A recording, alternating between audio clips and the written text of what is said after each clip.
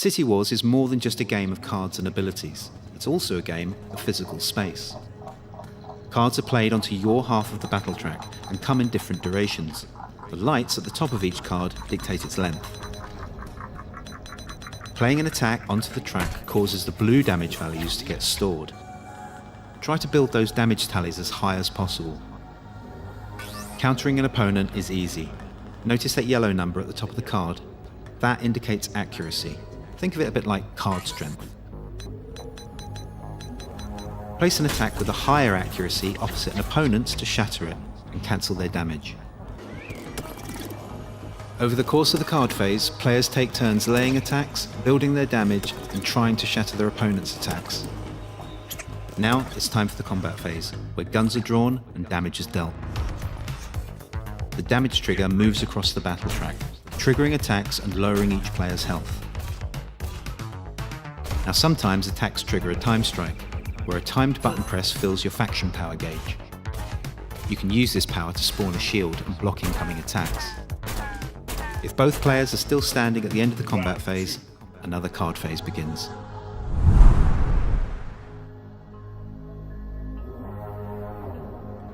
Now let's look at the game's various card types and strategies.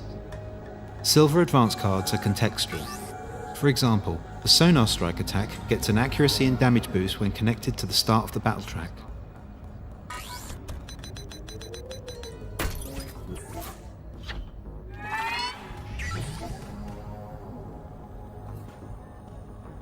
My opponent's Accumulator card gets a damage buff when played from the bank slot. The bank slot stores a card for later use and also provides an accuracy boost. Green utility cards are single-use gadgets, like this grappling hook, which lets me steal an opponent's banked card. Utility cards don't take a turn when played, leaving you free to choose another card. This can be great for creating combos. For example, I can now play the advance card I've just stolen and even receive its buff. Gold critical cards trigger powerful effects. The Hailstorm critical spawns a frozen block on your opponent's battle track, restricting track placement. Utilities can also be used to manipulate the battle track. Use a fixer to repair gaps and allow for counters. Or throw a breaker grenade to disrupt your opponent. Pink support cards are passive cards that can complement your deck. The Medbot shield not only blocks opposing attacks, but also regains health when triggered in combat. Criticals don't only affect the track. For example, Lightning Airstrike lets you reduce the accuracy of your opponent's hand.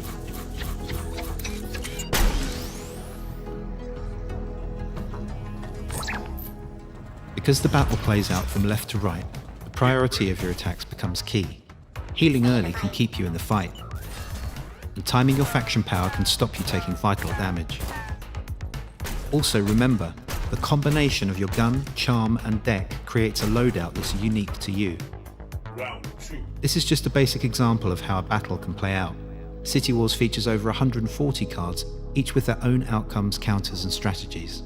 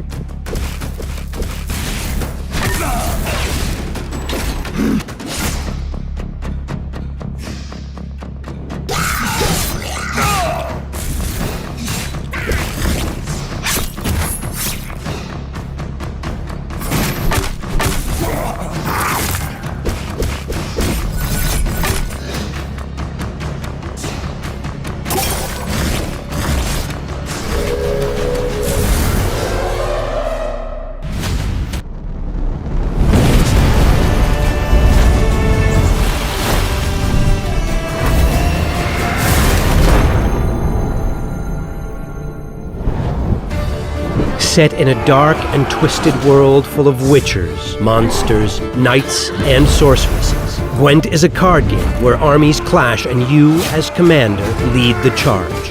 You engage in battles divided into rounds. To win a round, you need to gain more points than your opponent. To win a battle, you need to claim victory in 2 out of 3 rounds. Sound easy? Trust me, it won't be. You begin by choosing a faction, each faction offering a distinct feel and playstyle, along with unique leaders. Then you assemble your army. Each card has a recruit cost. The higher this cost, the more powerful the card.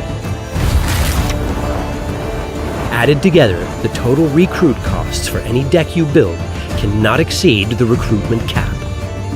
Once you've amassed your force of at least 25 cards, you're ready to fight. You start with 10 cards in hand.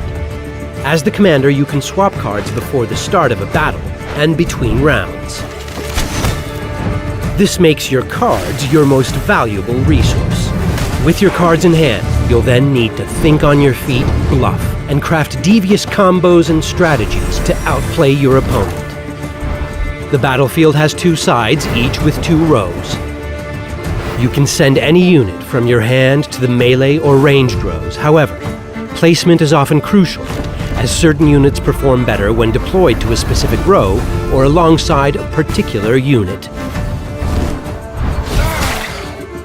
As the leader, you have one more special play in hand, a set of unique abilities you can use to turn the tide of any battle. Your experience as a leader and commander will grow with each clash, as will the resources available to you. You'll expand your army with new, powerful, and unique units, either by crafting cards or by stocking up on card kits. Powerful armies and mighty commanders. Tough choices and brutal consequences. This is the world of the Witcher, and it's at your fingertips. So see you on the battlefield.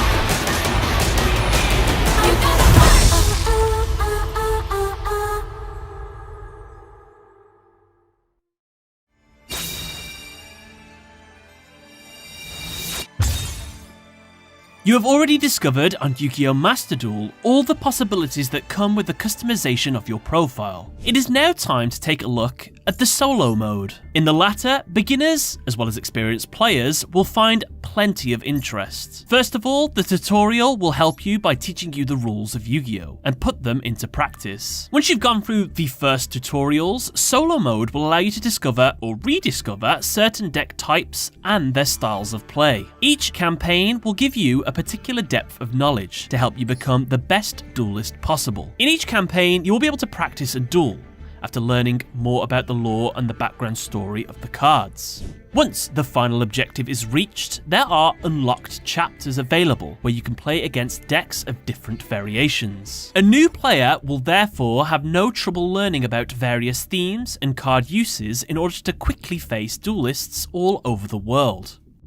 In the next video, you will learn more about the ergonomics of the deck building tool, so remember to tune in here on Saturday the 8th of January to discover more exclusive content on Yu-Gi-Oh! Master Duel.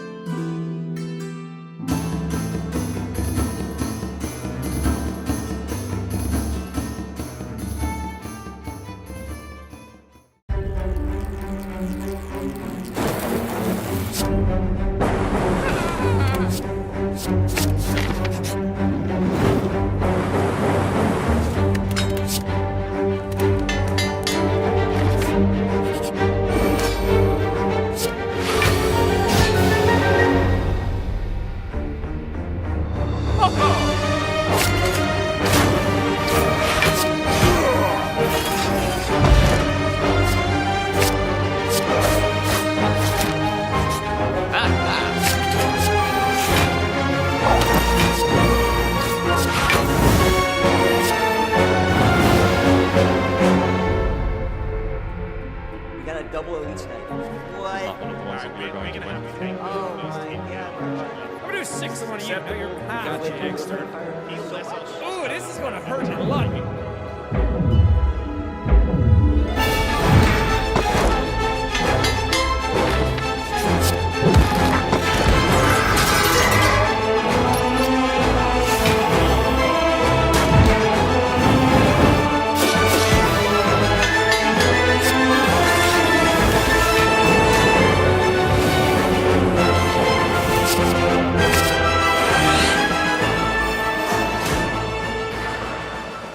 To tell us what is and isn't working, and you've played a massive role in shaping its future. That's why the team's going to give anyone who played the Path of Champions a Day 1 rewards package, scaled to the number of boss fights you were able to complete.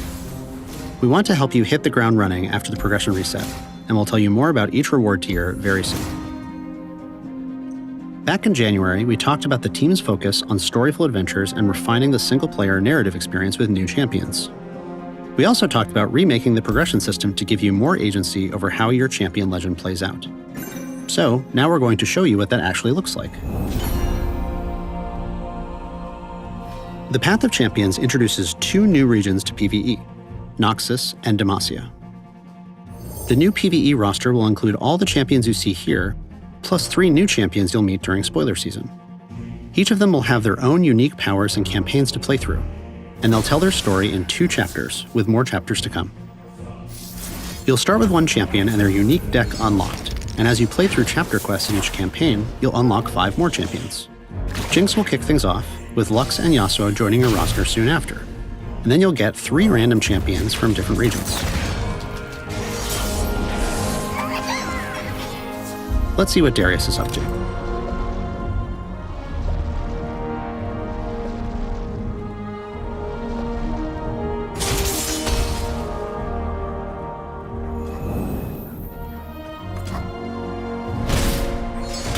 As you go, you'll need to collect champion fragments to unlock a new champion and their campaign. You'll earn these fragments by playing through campaigns, completing daily and weekly quests, or opening chests and vaults. We're excited to share that campaign difficulty will scale more effectively than it does right now. Meaning, lower levels are more accessible and inviting, but once you start collecting those power-ups, you'll have to adjust your strategy for even tougher challenges down the road. Let's take a closer look at how you power up.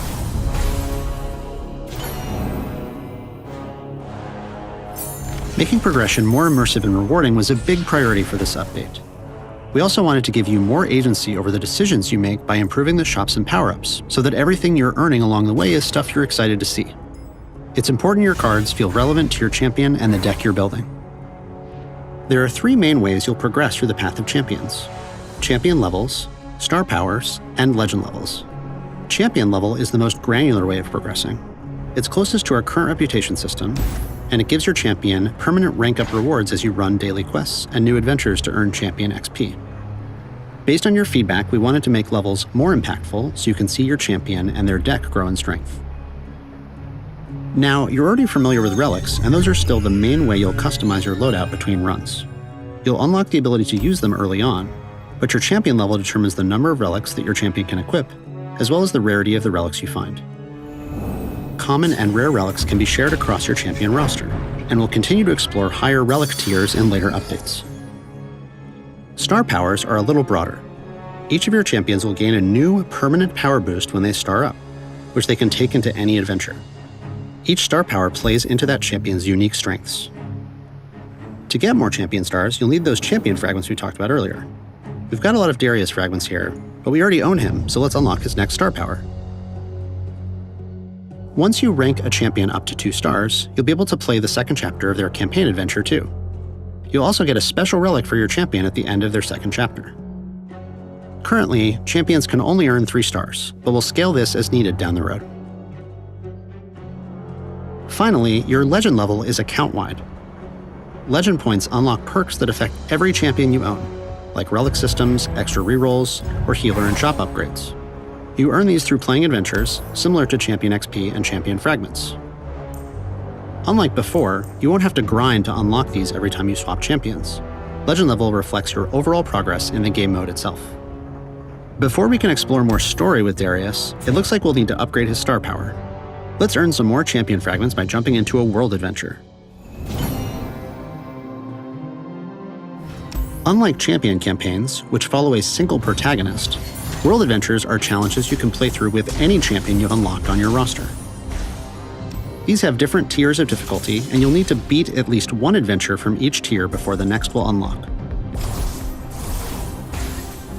Higher difficulty world adventures might even require completion with 2 or 3 champions, or with a champion from a specific region.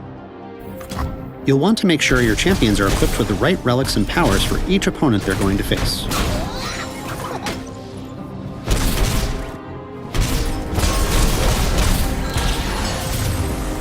And now that we've completed this world adventure, we can star up Darius so he's ready to continue his campaign.